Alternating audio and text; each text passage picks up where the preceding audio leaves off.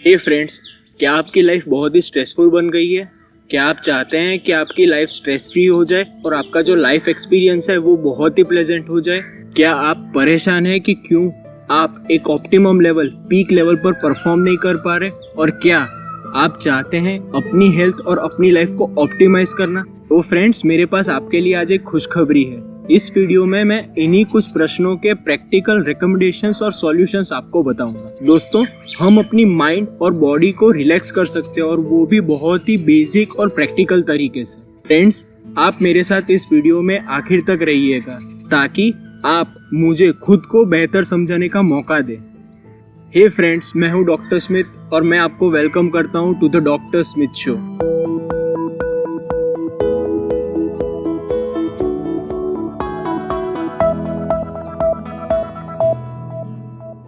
To recap, doctor Rangan Chatterjee के हिसाब से एसेंशियली 4 पिलर्स होते हैं ऑप्टिमम हेल्थ के: eat, relax, move and sleep. Friends, आज हम दूसरे यानी कि रिलैक्स पिलर पे बात करेंगे। मैंने अपने लास्ट वीडियो में ईट पिलर, माना कि जो फर्स्ट पिलर है, उस पे डिटेल में बात की थी। आई होप आप उसे पहले देख लेंगे। उसका लिंक आपको ऊपर कार्ड्स या नीचे डिस्क्रिप्शन में मिल जाएगा। और बाकी के 2 वीडियोस को मैं अपनी सब्सिक्वेंट वीडियोस में कवर कर लूंगा। तो friends, please consider subscribing to this channel और उसके साइड की जो नोटिफिकेशन बेल आइकन है उसे ऑन रखिएगा ताकि आपको लेटेस्ट अपडेट्स मिलती रहे। तो दोस्तों, सबसे पहली एडवाइस है me time every day for at least 15 minutes. दोस्तों, 15 मिनट रोज आपको सेल्फिश होकर खुद के साथ टाइम स्पेंड करना है, and that too without any smart devices and television. आइए दोस्तों, हम इसका साइंटिफिक रीजन और साइंटिफिक बेनिफिट समझते हैं। डॉक्टर रंगन चैटर्जी हमें कहते हैं कि हमको खुद को रिलैक्स करने की परमिशन दे देनी चाहिए, और ये बहुत ही इम्पोर्टेंट है, स्पेशली हमारी मॉडर्न सोसाइटी में, क्योंकि stress level all time high पे है। रिलैक्सेशन के पोटेंशियल गेन्स है: weight loss, improved resilience, reduced feelings of stress, improved ability to cope, more balanced outlook, less road rage, improved ability to sleep, more restorative sleep and better concentration।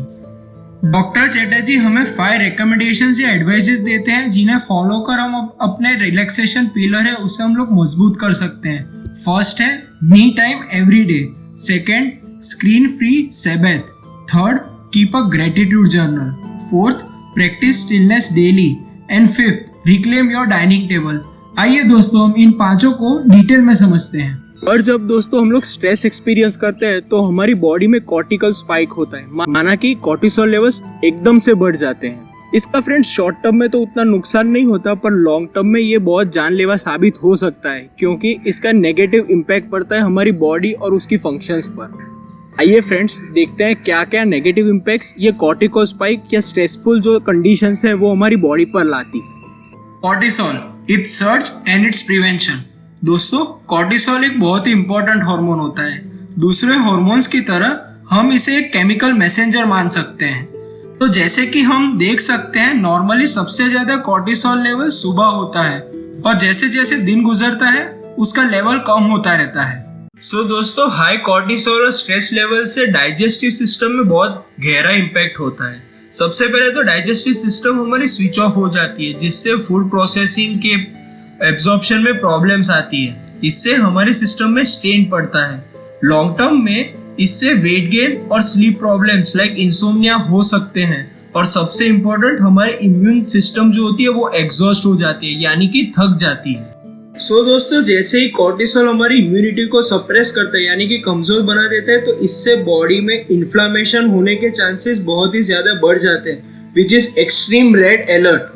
Doctor Rangan Chatterjee हमें कुछ advices देते हैं कि कैसे हम regularly phone free me time dedicatedly allot कर सके और हमारा रूटीन बन जाए।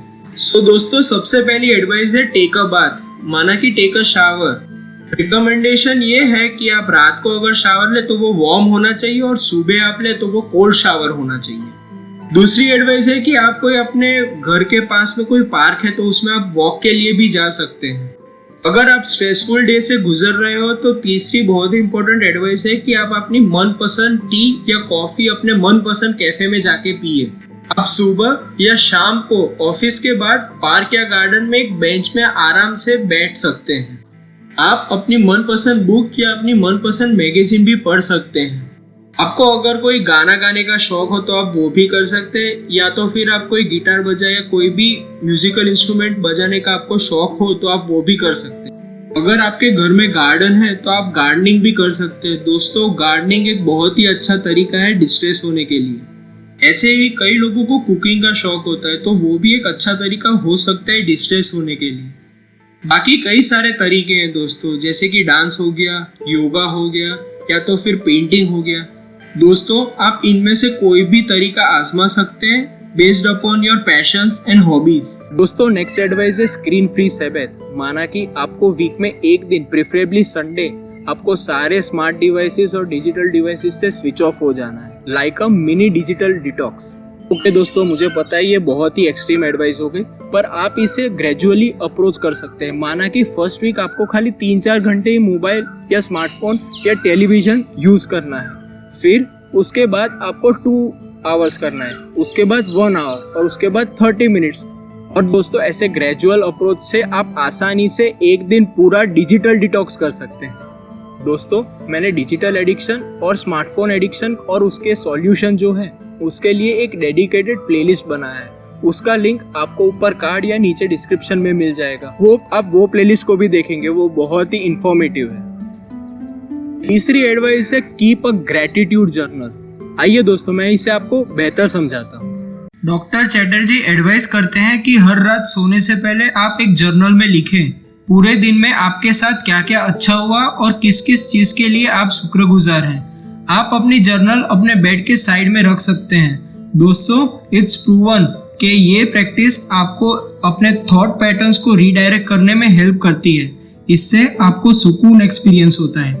काफी स्टडीज ने ये साबित किया है कि जो लोग हर रोज रात को सोने से पहले 3 थिंग्स टू बी थैंकफुल और ग्रेटफुल फॉर को अपनी जर्नल में लिखते हैं, उनमें higher levels of life satisfaction and happiness and lower levels of depression पाए गए हैं। दोस्तों, ये 3 चीजें छोटी या बड़ी कोई भी हो सकती है, बट इम्पोर्टेंट है कि आप इसे एक डेली हैबिट बना लें। चौथी एडवाइस है practice stillness every day for at least 5 minutes. आइए दोस्तों, मैं आपको समझाता हूँ और सिखाता हूँ कैसे आप daily 5 minutes of stillness practice कर सकते हैं। डॉक्टर रंगन चैटर्जी हमें थोड़े टिप्स देते हैं ताकि आप डेली स्टिलनेस प्रैक्टिस कर सके। First, practice meditation in any of its forms. इसके लिए आप एक ऐप भी यूज कर सकते हैं, जैसे कि most popular app calm app. Second, आप डीप ब्रीदिंग प्रैक्टिस कर सकते हैं, specially diaphragmatic breathing.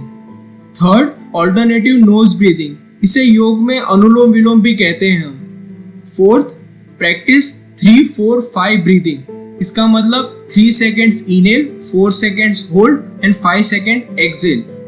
Fifth, mindfulness, sitting in silence and solitude.